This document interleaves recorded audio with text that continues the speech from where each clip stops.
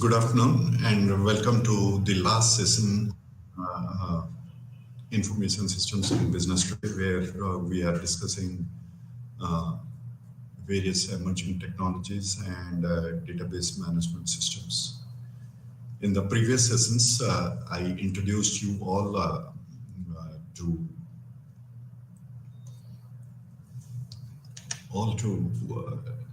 databases, database management systems, and relational database models.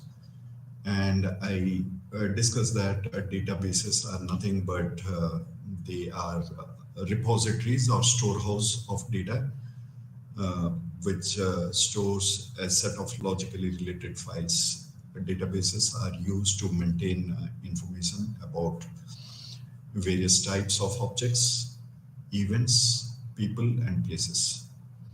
Database management systems are a set of application programs which manipulates the data that is stored in databases. It creates, reads, updates, and deletes data in a database while controlling access and security. And of the many data models available, businesses, they basically use relational database model. Uh, it's a type of database that stores its information in the form of logically related two-dimensional tables. Today, although we have discussed a little bit about emerging trends in IT in the previous session, we'll continue to discuss what are the latest trends in technologies that are widely used in organizations. In the first half of the session, we'll try to identify the relational database model's basic components. We'll explain the importance of documenting entity relationship diagrams. We'll explain the need for an entity relation diagram in a database management system. And also further, we will discuss in today's second half of this session, we'll try to identify various emerging trends and technologies. We'll try to identify the technologies that will have the greatest impact on future business.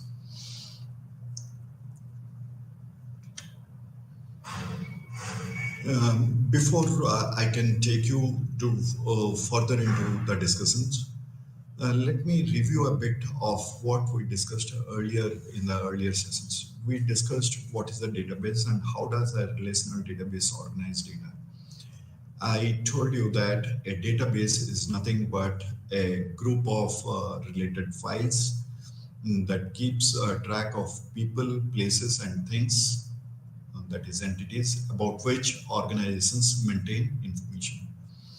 The relational database is the primary method for organizing and maintaining data today in information systems. It organizes data in two-dimensional tables with rows and columns called relations. Each table contains data about an entity and its attributes. So each row represents a record and each column represents an attribute or field. Each table, you'll see, also contains a key field to identify each record uniquely for retrieval and or manipulation of data. An entity attribute relationship diagram, which we will discuss at length today, graphically depicts the relationship between entities, that is tables, in relational databases. The process of breaking down complex groupings of data and streamlining them to minimize redundancy and awkward many-to-many relationships is called as normalization.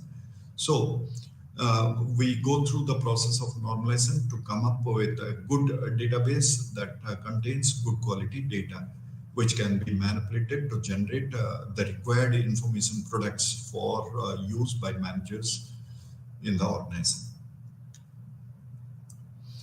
We also have discussed a bit about what are the principles of relational database management systems.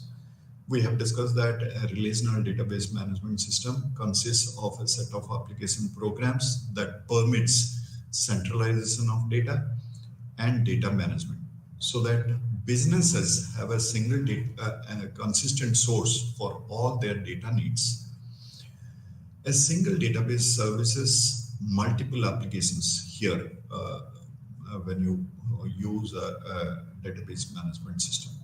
The relational database management system separates the logical and physical views of data so that the user does not have to be concerned with the data's physical location.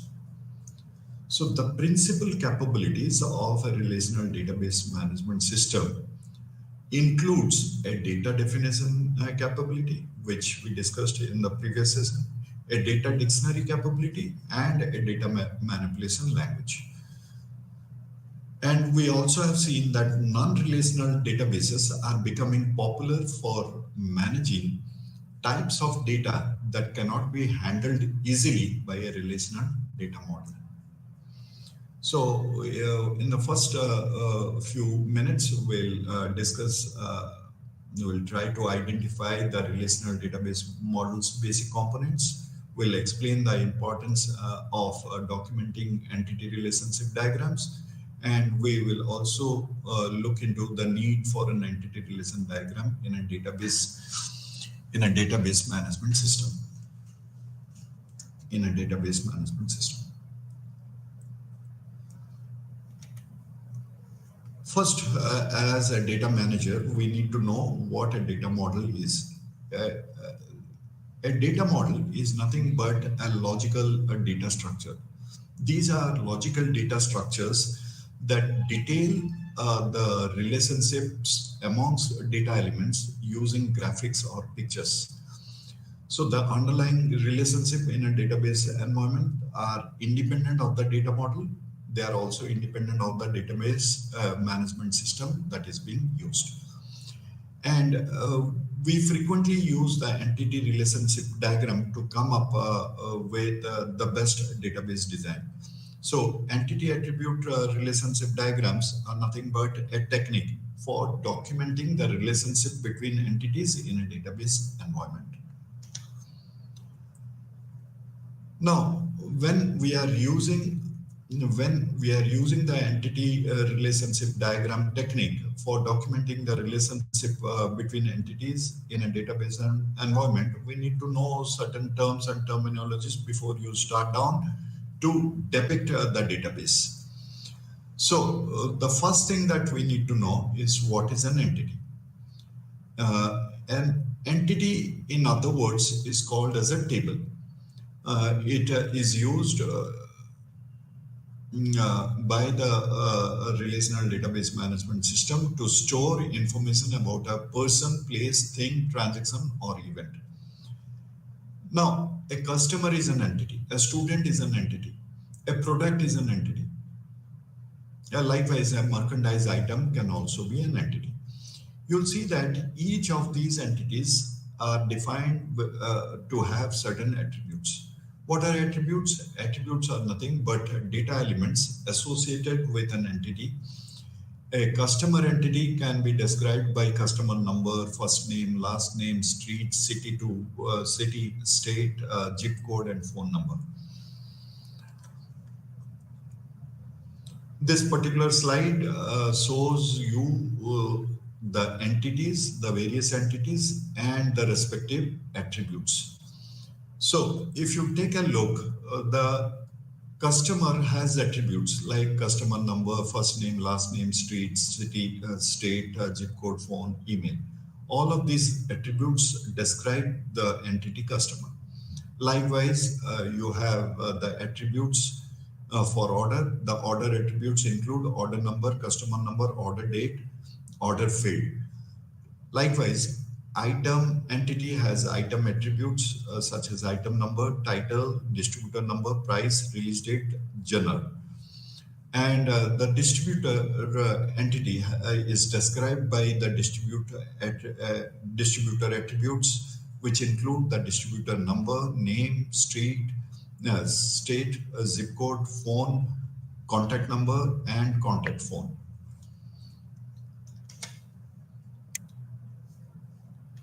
So there are several types of attributes that describe an entity. Entities can have simple attributes or composite attributes. They can have single valued attributes or multi-valued attributes. They have stored attributes or derived attributes. They can also have null valued attributes. Now, what do they mean? Let us take a look at all these types of attributes. Basically, the composite attributes can be divided into smaller subparts which represent more basic attributes that have their own meanings. Like address is the attribute for a customer. Address can be broken down into a number of subparts such as street, city, state, zip code, etc. And the street may further be broken down by number, street name, and apartment unit number. So attributes that are not divisible into subparts are called simple attributes. This particular graphics or the slide shows you a composite attribute which can be broken down into a number of attributes, subparts. These are the address entity is defined by the street address, the city address, the state address, and the zip code. Now, single valued attribute means having only a single value of each attribute of an entity at any given time. For example, a customer entity allows only one telephone number for each customer. And if a customer has more than one telephone number and wants them all included in the database, the customer entity cannot handle them.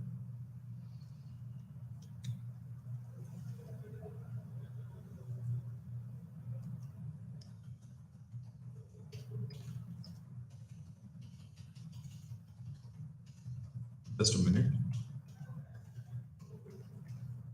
Let me get back to the right slide before I can continue. Okay. We discussed what is a composite attribute. We discussed what is a single valued attribute. Now, to come back to the discussion, multi-valued attributes, entities can also have multi-valued attributes. That means multiple attribute, they have the potential to contain more than one value for an attribute at any given time. So an entity in a relational database cannot have multi-valued attributes. Those attributes must be handled by creating another entity to hold them. So relational databases do not allow multi-valued attributes because they can cause problems. The multi-valued attribute can confuses the meaning of data in the database. It can significantly low down searching.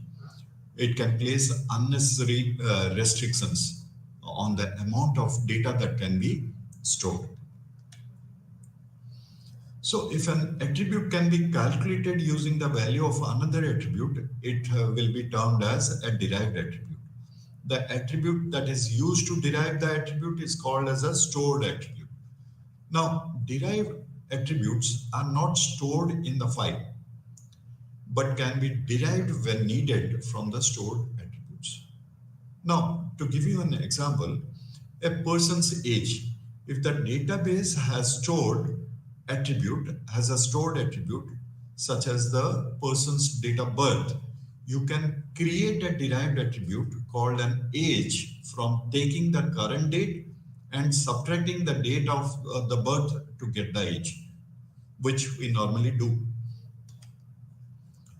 Entities can be having null valued attribute. What does that mean? That means null value attribute are assigned to an attribute when no other value applies or when a value is unknown. That means, for example, a person who does not have a mobile phone would have null stored as the value for the mobile phone number attribute. Okay, null value simply means no value.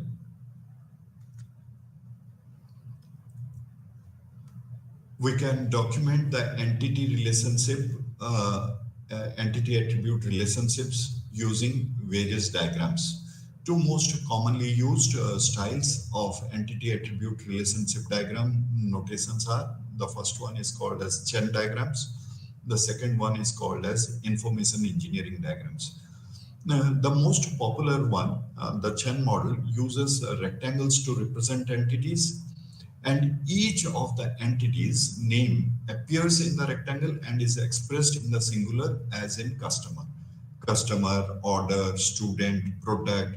Likewise, they are expressed in the singular, and attributes are expressed in ovals. We'll take a look at a Venn diagram. If you see, this particular slide shows you the Chen model with attributes. The entity customer with all its attributes are shown in this particular diagram. The basic data relationships are the relationships that are stored in a database. The relationships that are stored in a database are between instances of entities. Once the basic entities and attributes have been defined, the next task is to identify the relationships. Now, whenever we are working with data in a database and between tables, you will see that there are three basic types of relationships that are widely used. The first basic relationship type of relationship is one-to-one. The other basic type of relationship is one-to-many, and the last one is many-to-many. So these are the three basic types of relationships that are widely used in the entity attribute relationship diagrams. So an entity attribute relationship diagram will depict the entities with its attributes and these three basic types of relationships. To give you an idea of the Chen method that depicts the entity, the attributes, and the relationship, the Chen method uses diamonds for relationships and lines with arrows to show the type of relationship between entities, as shown here in this particular slide. So one-to-one relationship can be depicted like this. A relationship between two entities in which an instance of entity A can be related to only one instance of entity B, and entity B can be related to only one instance of entity A, can be depicted as shown. If you see on the legs of these straight lines, we have written 1:1. So one employee manages one store.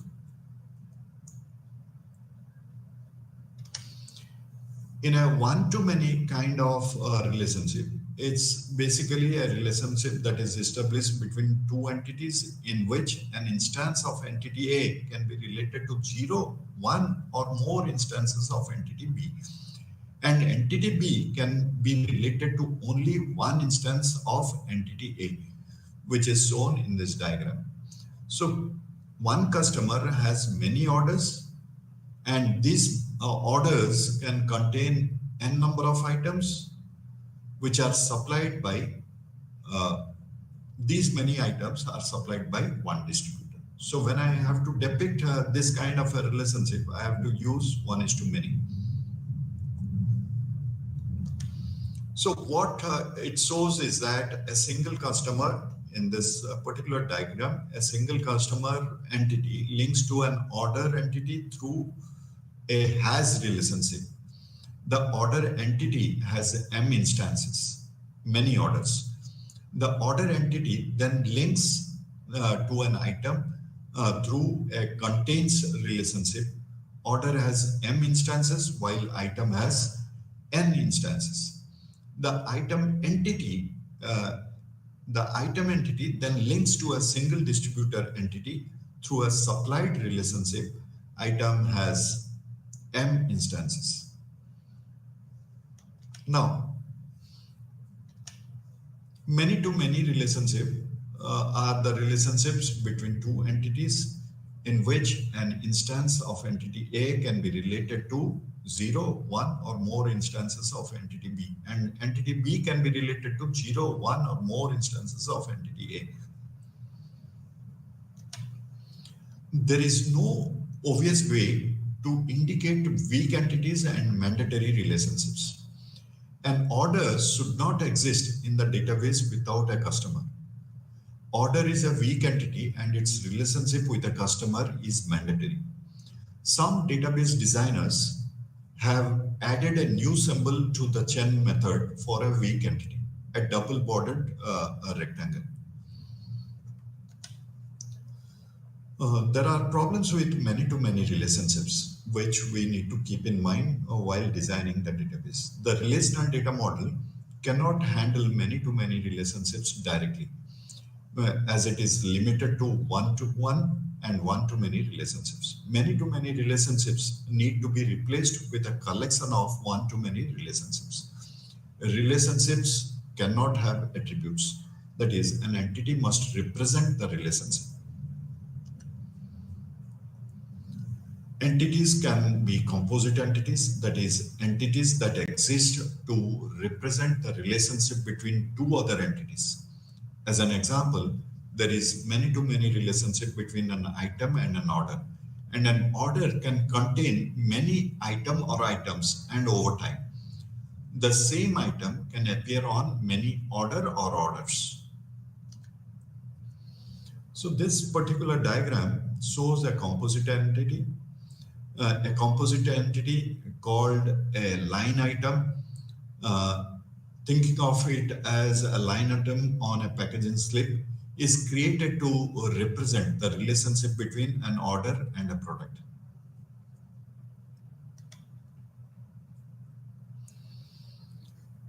So a single customer entity links to an order entity through a has relationship. The order entity has m instances.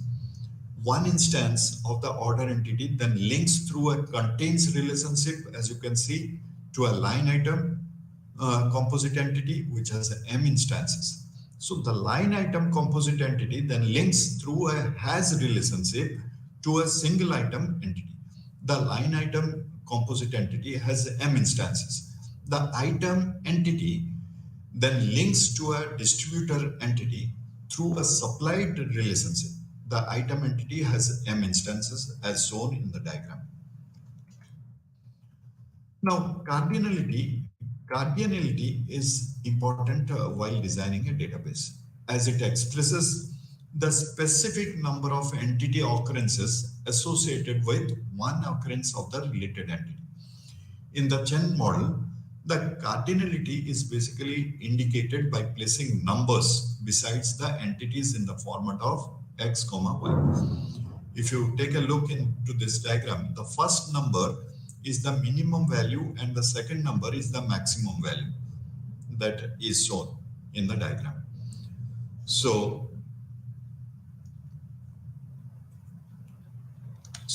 what you see in this diagram is that a single customer entity links through a has relationship to an order entity. The order entity has m instances. So the cardinality between the customer and has is 1:1, and between has and order is 0:n, 0, n.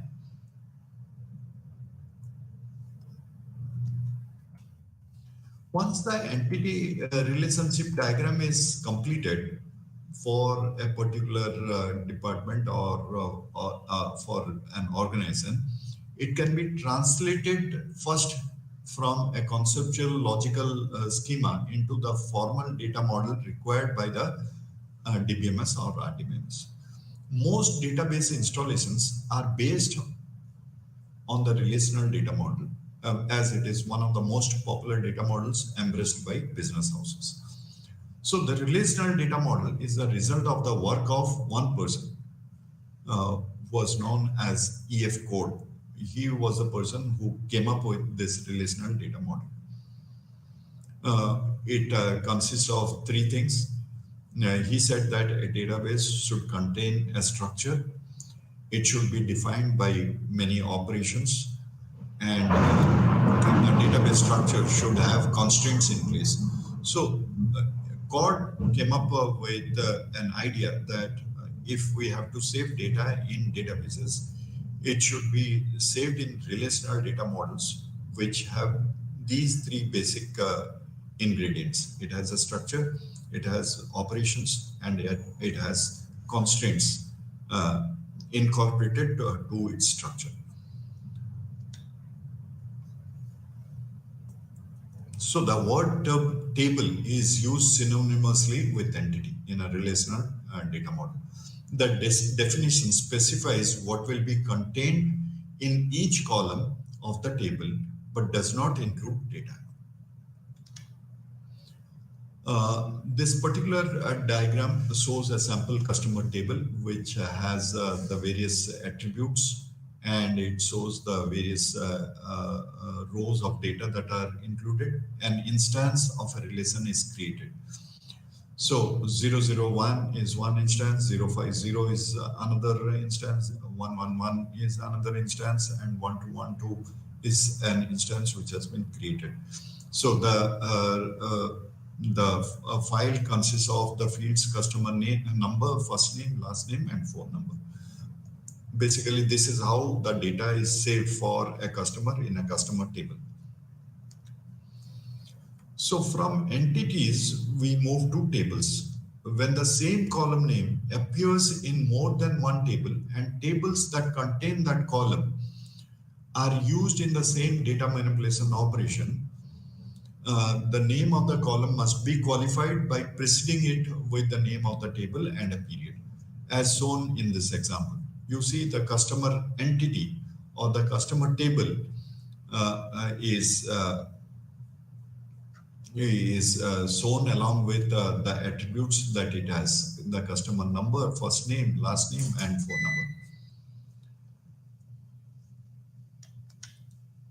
A row in a relation has the following properties. A row in a relation has the following properties. So every row in a table will have the following properties. Only one value at the intersection of a column and a row will be shown.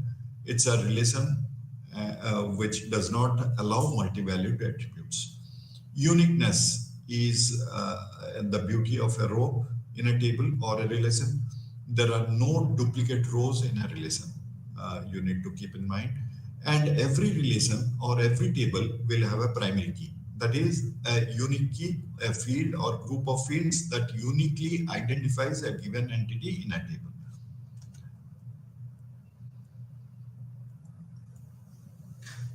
So a unique primary key makes it possible to uniquely identify every row in a table. That's why it's a must in every relational database, in a relational database.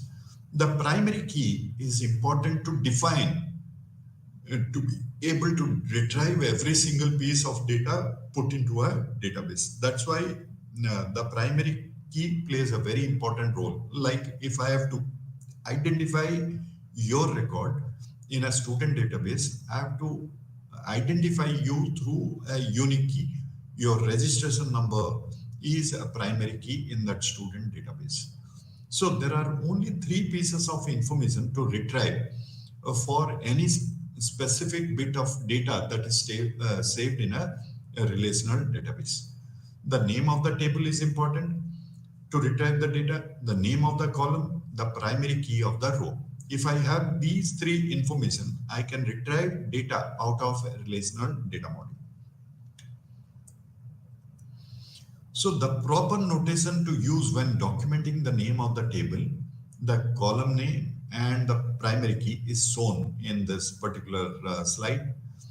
You see the customer number is underlined to indicate that that is the primary key in the customer table. Now, two qualities of all primary keys that we need to keep in mind are that a primary key should contain some value that is highly unlikely ever to be null, and a primary key should never change. These are two important qualities for a field to qualify as a primary key. This particular diagram shows us how we can logically relate tables to extract the information that we are looking forward to. The primary key of one table is a foreign key in another table. You see how the use of identifiers represent a relationship between entities. If you take a look within the customer table, a customer number attribute is noted as a primary key. One row has the value 1, 1, 1, and 1, 4 ones. The order table also has a customer number attribute noted as a foreign key. The value, these 4 ones, is shown in 2 rows of the order table, connecting it to the customer table entry. So within the item table, an item number attribute is a primary key. One row has the value, if you take a look, 9244. So the line item table also has an item number attribute noted as a foreign key in the slide. The value 9244 is shown in 2 rows of the line item table, connecting it to the item table entry. So within the order table, an order number attribute is a primary key. The same attribute in the line item table is a foreign key. A row in the order table has the value 1000, connecting to the same value in a row of the line item table.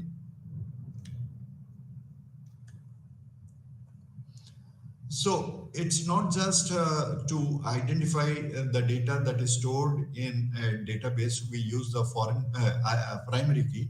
We also, to partially identify the records in a table, we also use the foreign key. A foreign key is nothing but a primary key of one table that appears as an attribute in another file and acts to provide a logical relationship between the two files, as we saw in this particular example. So the customer table is connected to the order table. How? The customer number is the primary key in the customer table, but in the order table, it is the foreign key.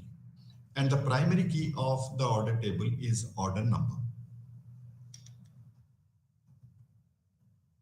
So foreign keys do not necessarily need to reference a primary key in a different table. They need only reference a primary key. Like if you take, for example, in the employee table, employee number is a primary key,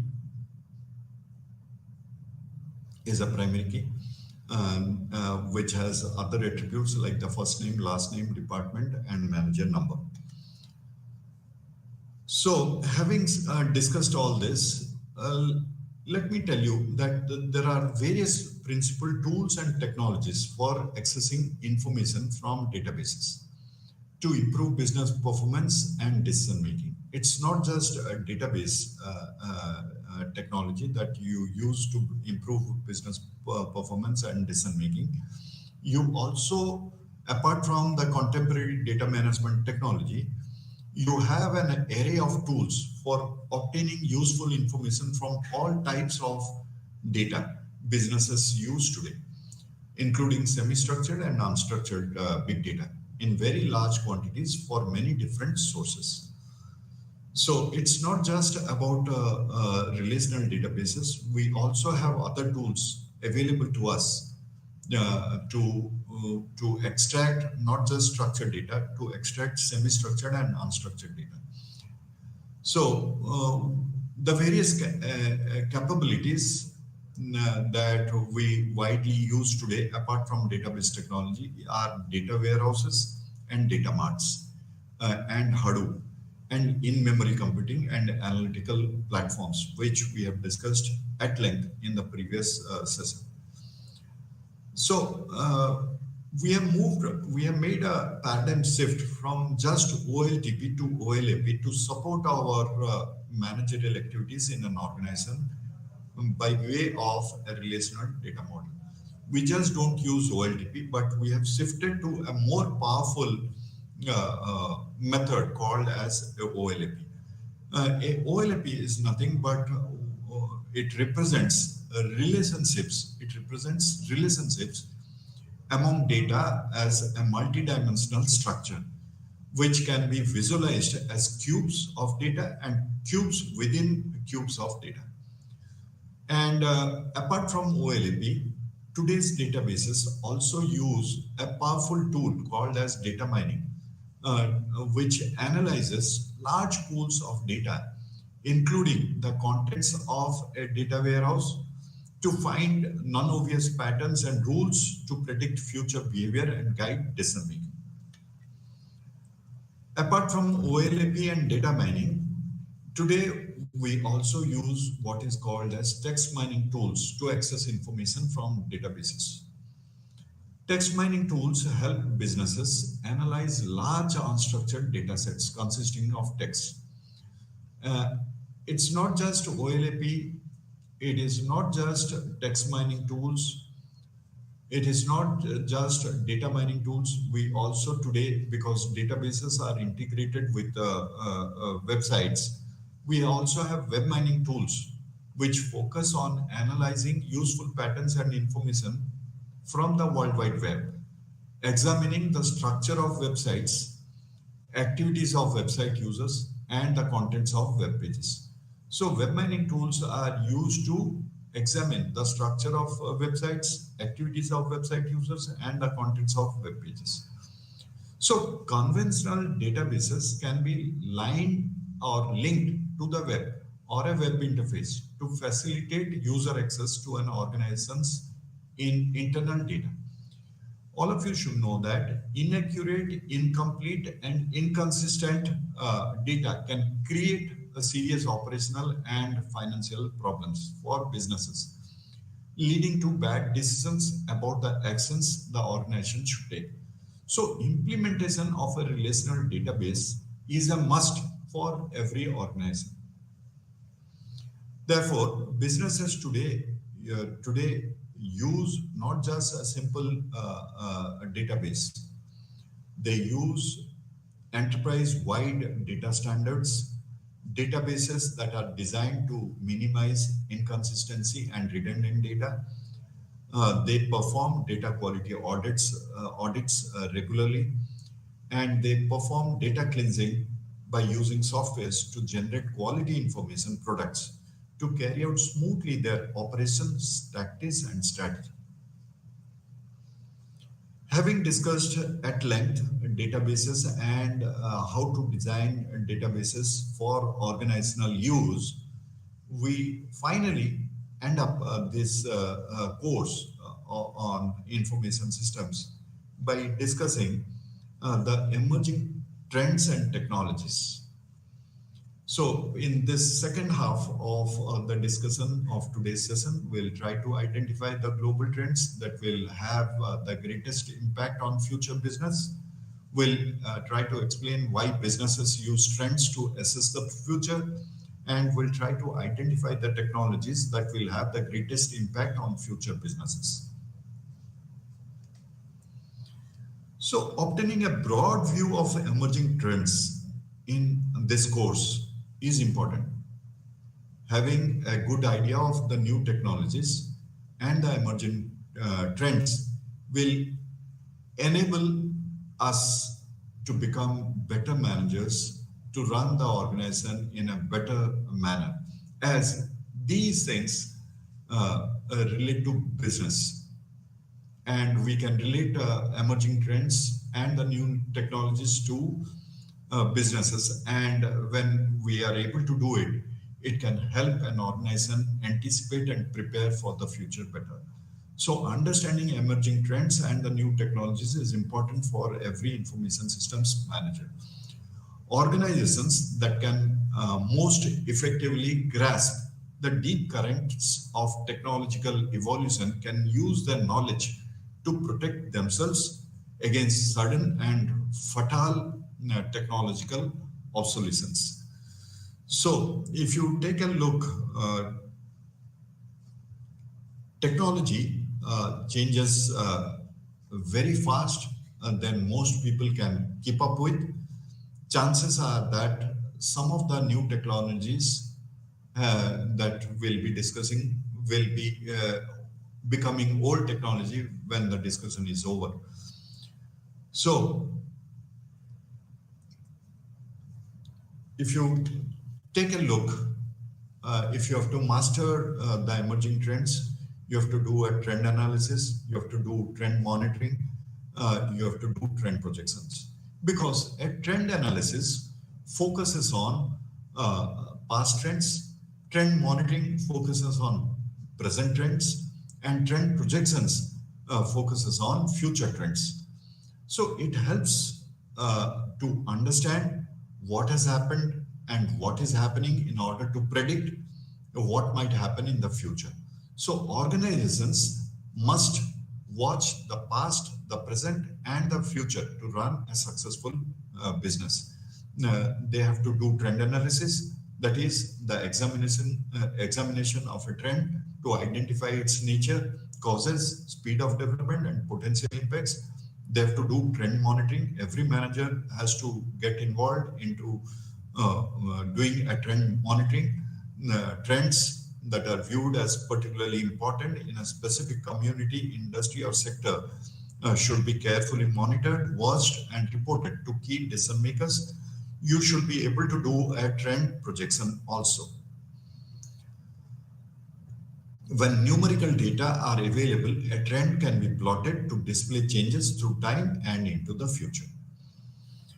So,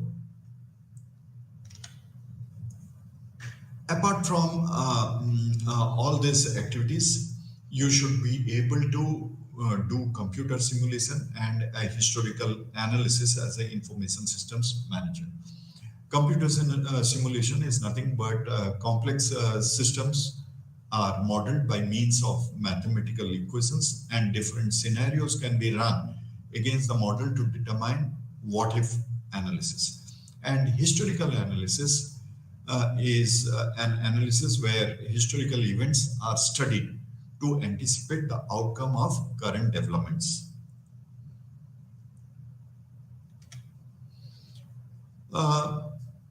Now, you may be thinking, why the information system manager study emerging trends and the new technologies and has to understand new technologies?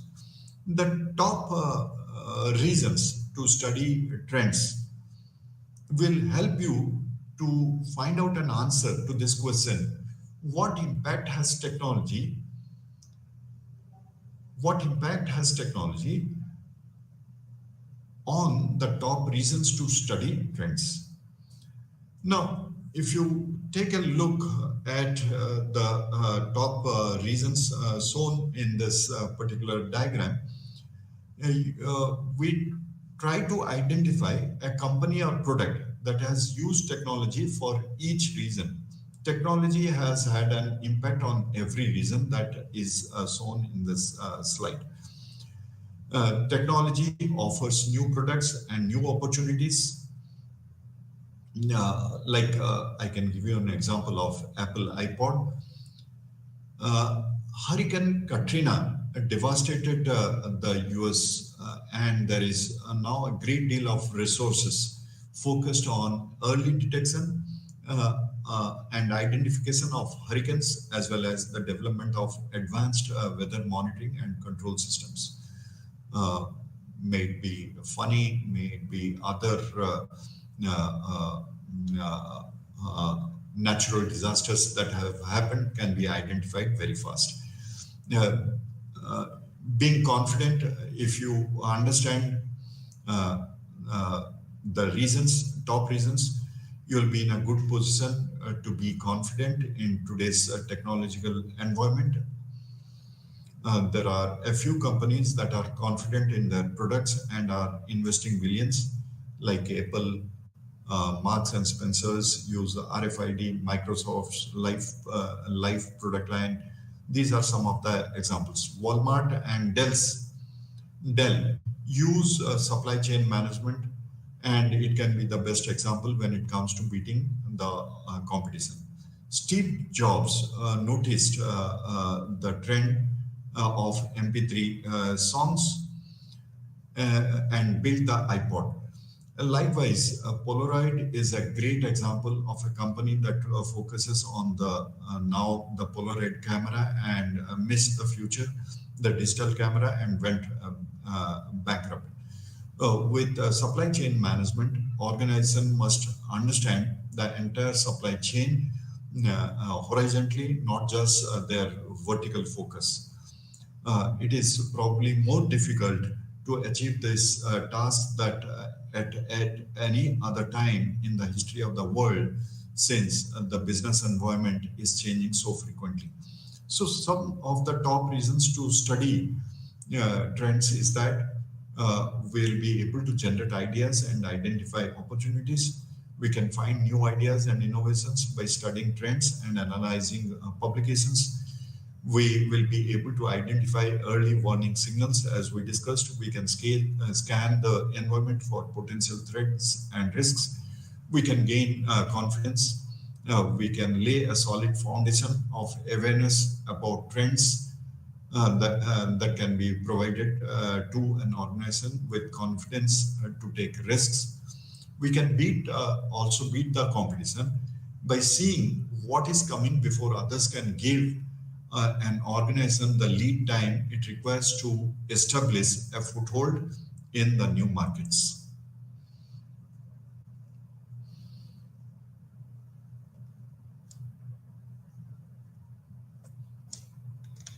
Okay.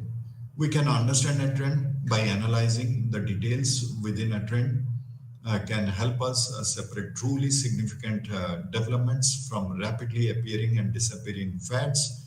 We can balance strategic goals by understanding the top reasons by studying the emerging trends. We can think about the future, which is an antidote to a profit now, worry later mentality that can lead to trouble in the long term. So we need to understand the future of specific industries. Organizations must understand everything inside and outside their industry, so they have to understand emerging trends. You need to prepare for the future. That's one basic reason why you need to understand emerging trends. Any organization that wants to compete in this hyper-changing world needs to make every effort to forecast the future. That's the reason why you need to understand new technologies and emerging trends.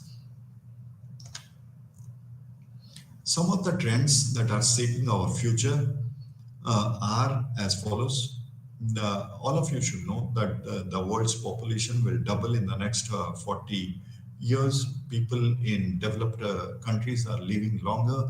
Growth in information industry is creating a knowledge-dependent global society. The global economy is becoming more integrated. The economy and society are dominated by technology today. The pace of technological innovation is increasing.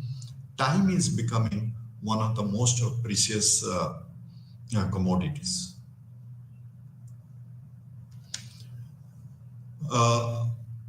Countries are expected to have largest population increase. This is shown. If you take a look, is a 217% increase in population in the Palestinian territory, 205% in Niger, 168% in Yemen, 162% in Angola. In Democratic Republic of Congo, there will be a 161% increase in population, and in Uganda, 133% increase is expected. So more people, having told you this, you must be asking a question: why will the world's population doubling have an impact on business? Because more people equals more customers equal more revenue, and more revenue equal greater profits. This particular diagram shows us developed nations percentage of total world population. If we know that developed countries populations are decreasing, should we stop focusing on those markets for the sale of products and services? The answer is no. A decrease in population does not equal to a decrease in spending. Many small countries spend more than large countries. However, as underdeveloped nations become developed, they offer a large amount of opportunities for a business. So if we take a look at the potential business impact as a result of the world's population doubling over the next 40 years, you'll see that global agriculture will be required to supply as much as food as has been produced during all of human history to meet the needs over the next 40 years. Developed nations will find that retirees will have to remain on the job to remain competitive. Developed nations will begin to increase immigration limits. So, when we brainstorm additional business impacts that is not mentioned in this slide, you'll see that we'll have more markets, more customers, more opportunity for global business. This particular slide shows us how will this trend affect the country. There will be an increase in healthcare. There will be an increase in retirement products and services such as assisted living and meals on wheels. Tourism industry should see a boom since many retirees travel these days. So there will be a global demand, as I told you, for elderly products and services will grow quickly in the coming decades. The cost of healthcare is destined to skyrocket. Pharmaceutical companies will be pushed for advances in geriatric medicines. If we brainstorm additional business impacts which are not mentioned above, I can tell you, you will need more money to retire than your parents since you will be living longer. You'll work longer and can expect to retire at 65, not 55 or 59 as it is now. 90% of management personnel are knowledge workers today.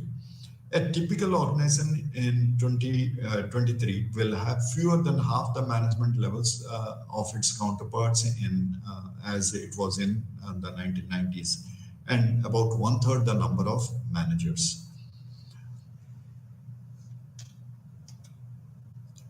Top managers must be computer literate to retain their jobs and achieve success. Knowledge workers are generally higher paid and their proliferation is increasing overall prosperity. Entry-level and unskilled positions are requiring a growing level of education. Information now flows from front office workers to higher management for analysis. Downsizing, restructuring, reorganizing, outsourcing, and layoffs will continue.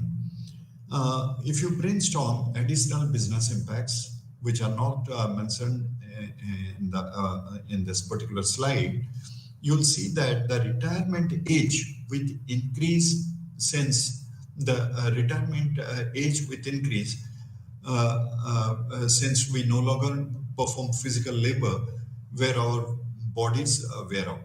So the retirement age with increase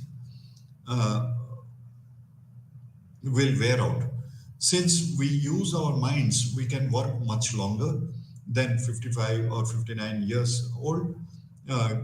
We can continue to keep informed ourselves on world events, and change is more important than ever before. So the demand for personnel in distant countries will increase. The need for foreign language training and employee incentives suited to other cultures. E-business and the internet will reduce the cost of doing business. The internet will allow small companies to compete with worldwide giants with relatively little investment. If we brainstorm more on this particular slide that is not discussed, you will get to know that it will become increasingly difficult to obtain a job since the competition is growing and anyone anywhere can apply for that job regardless of location. Computers are becoming a part of our environment. Artificial intelligence and export systems will help most companies and government agencies assimilate data and solve problems beyond the range of today's computers. Personal robots will appear in the home. The potential business impact of this is that new technologies will provide dozens of new opportunities to create businesses and jobs. Automation will continue to decrease the cost of products and services, making it possible to reduce prices while improving profits. And demand for scientists, engineers, and technicians will continue to grow. If we brainstorm further on this particular reason, you will come to a conclusion that it is easier to communicate today on a global scale and it will become easier to perform global commerce. Medical knowledge is doubling every 8 years. Nowadays, 50% of what students learn in their first years of college is obsolete, revised, or taken for granted by their senior year. So, all of today's technical knowledge will represent only 1% of the knowledge that will be available in 2050. So, if you ask yourself a question, what products are we using today that will become obsolete by our senior year? I can tell you that the answer to this question will vary. What will replace these products, making them obsolete, will be the question that will be raised. So, the potential impact of this top reason is that you will have shortened time to market for products and services, tighter competition based on new technologies. Today, workers spend 10% more time on the job than they did a decade ago. Executives and non-unionized workers face the same trend. High-pressured environment is increasing the need for any product or service that saves time or simplifies life.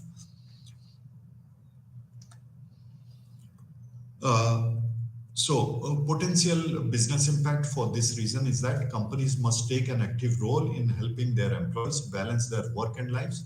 Stress-related problems affecting employee morale and wellness should continue to grow or will continue to grow. And the use of internet will continue to grow as the time to perform activities such as shopping at a mall, evaporates. So these are the following technologies that will have the potential to change our world in the coming years or in our future and our lives. The one big technology that will shape our future is the digital mess. The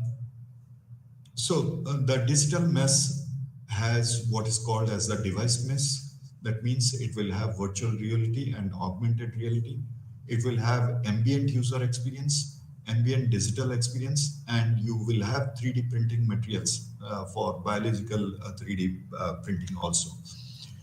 Apart from the digital mess, you also will have smart machines, which will include IoT or IoE, information of Internet of Things or Internet of Everything.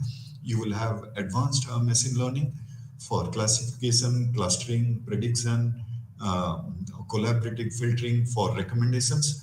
You will have autonomous agents and things for virtual assistants and autonomous agents to carry out your future work activities. Apart from the digital mess and the smart machines, the latest technology that will shape our future is the new IT reality, which talks about adaptive security architecture and advanced system architecture for autonomic computing. This will be the latest trend. So, with all this, we have discussed in detail the final section of information systems that are used by businesses today. Thank you.